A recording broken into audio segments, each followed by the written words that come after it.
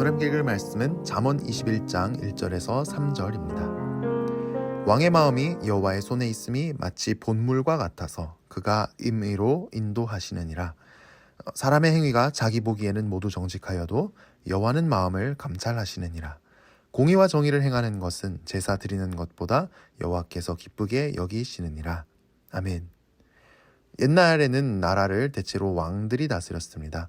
왕은 세금을 거두다 쓰는 행정, 그리고 재판을 하는 사법, 법을 정하는 입법, 이런 권력을 혼자서 다 휘둘렀습니다. 옛날의 왕은 거의 모든 것을 자기 마음대로 할 수 있었던 것이죠. 오늘날 우리나라의 경우에는 왕이 없고 대통령이 있는데요. 대통령은 왕처럼 마음대로 다 할 수 있는 게 아닙니다. 특히 법을 정하거나 또 재판하는 일은 대통령이 개입할 수 없습니다. 또 세금을 더 걷고 싶어도 의회가 동의를 해줘야 하고, 대통령도 법을 어기면 법의 심판을 받습니다. 왕이 있으면 좋은 점은 결정이 빠르다는 것입니다. 적군이 쳐들어올 때 왕만 결단이 서면 바로 군대를 소집해서 항전을 할 수 있었습니다. 그래서 사사기를 보면 백성들이 사무엘 선지자에게 눈에 보이는 인간 왕을 세워달라고 요구했죠. 그런데 왕정의 결정적인 약점은 이 왕위를 주로 아들이 물려받았는데 그 왕의 아들이 꼭 똑똑하다는 법이 없는 것입니다. 아무리 공부를 가르쳐도 이해를 못하고 둔해서 나라를 다스릴 능력이 없을 수 있습니다. 또 성격에 문제가 있어서 아주 폭력적이고 잔혹한 폭군이 될 수도 있었습니다.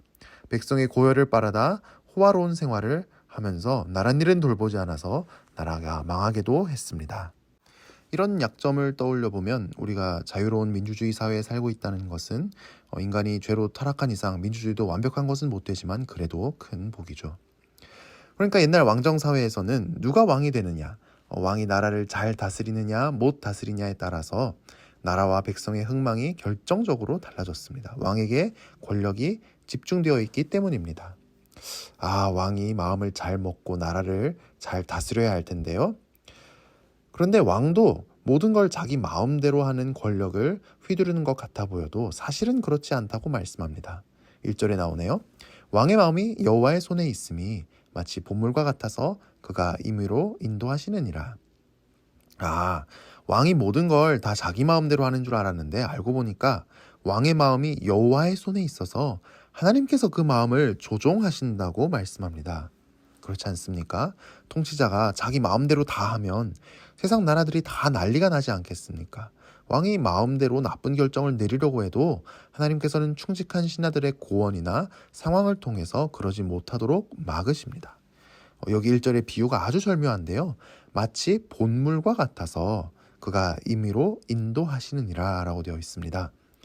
놀이동산에 가면 조그만한 배가 물길을 따라서 운행하는 그런 놀이기구가 있습니다. 그 조그만한 배는 호수에 떠 있는 게 아니라서 마음대로 못 갑니다. 구불구불 나 있는 물길을 따라서만 움직입니다. 바로 그것입니다. 수로가 파져 있는데 수로 양 옆에는 높은 뚝이 이 수로에 물이 빠져나가지 못하게 막습니다. 그래서 양 옆에 뚝이 쭉 이어진 것 사이로 수로가 형성되어 있는 것이죠. 배가 그 수로에 들어가면 수로를 따라서 갈 수밖에 없습니다. 수로의 인도를 받을 수밖에 없습니다. 그런데 왕과 하나님의 관계도 마찬가지랍니다. 하나님께서 왕을 하나님 마음대로 수로를 따라 배가 움직이듯이 인도하신다고 말씀합니다. 그뿐만 아닙니다. 하나님은 왕의 마음까지도 다 꿰뚫어 보신다고 말씀합니다. 2절에 나오죠. 사람의 행위가 자기 보기에는 모두 정직하여도 여호와는 마음을 감찰하시느니라. 사회 지도층 중에서 학력을 위조하고 경력을 위조하면서 또 남의 인생을 짓밟고 착취하면서 자기는 떳떳하다면서 잘못한 게 없다면서 다니는 사람이 있습니다. 거짓말을 하는 게 아니고 진심으로 그렇게 믿고 있을 수 있습니다. 사람의 행위가 자기 보기에는 모두 정직하기 때문입니다. 하지만 하나님께서는 마음 속까지도 다 살펴보십니다. 가장 높은 왕의 마음까지도 다 꿰뚫어 보십니다. 이렇게 하나님은 왕의 마음을 인도하시고 다 꿰뚫어 보심으로써 하나님께서 이 세상을 다스리시는 것입니다. 그렇다면 하나님께서는 왕의 마음을 어디로 인도하실까요? 왕의 마음을 꿰뚫어 보시면서 왕에게 무엇이라고 요구하실까요? 3절에 나오는데요. 공의와 정의를 행하는 것은 제사 드리는 것보다 여호와께서 기쁘게 여기시느니라. 왕이 성경적 신앙을 갖고 겸손하게 하나님의 도우심을 구하면서 제사를 드리는 것은 좋은 일입니다. 왕 노릇하려면 얼마나 바쁘겠습니까? 끊임없이 나란 일을 돌봐야 하고 살펴야 할 상황들이 발생하는데 말입니다. 하지만 그 와중에도 하나님께 예배드리는 것은 하나님께서 기뻐하실 일입니다. 하지만 제사를 드리는 것보다 하나님이 더 기뻐하시는 것이 있는데 공의와 정의를 행하는 것입니다. 가장 높은 왕이신 하나님께서 직접 나라를 다스리시듯이 정의롭게 공정하게 나라를 다스리고 재판하시는 것입니다. 이것은 신앙과 삶이 분리되지 않는 것입니다.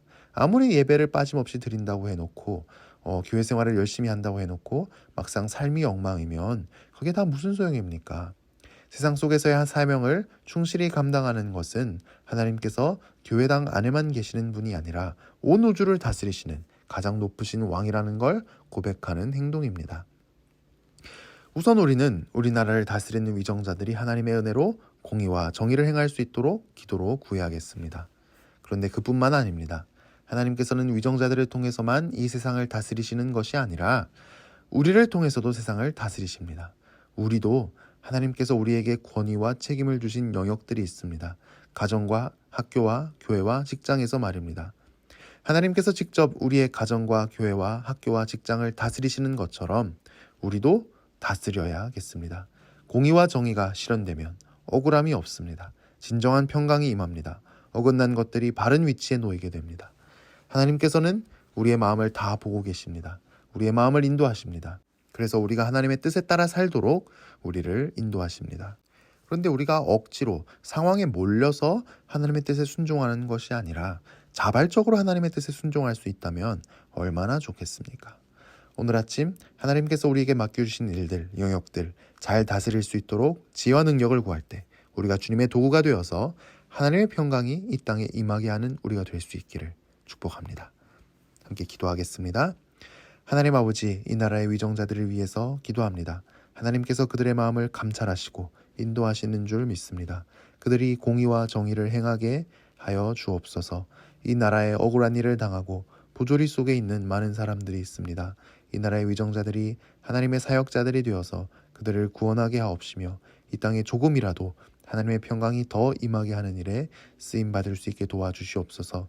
그리고 그들의 다스림을 통하여서 우리가 하나님의 도우심을 얻게 하여 주옵소서. 우리에게도 사명을 주시고 가정과 교회와 직장과 학교에서 권위와 책임을 맡겨주시니 감사드립니다. 공의와 정의를 행하게 하옵시고 하나님께서 친히 다스리셔서 평강이 가득 넘치게 도와주시옵소서. 오늘 하루 우리 삶에 복 내려 주시옵소서. 오늘날 우리에게 일용할 양식을 주시옵시고 갈 길을 밝히 보여주시옵시며 연약해진 건강을 붙들어 주시고 회복시켜 주옵소서. 외로움 속에 있는 성도님을 위로하여 주옵소서. 주님과 동행하는 하루가 되게 하시고 우리가 하는 모든 일을 통해 주님께 영광 돌려드리는 하루 되게 하여 주시옵소서. 예수님 이름으로 기도합니다. 아멘.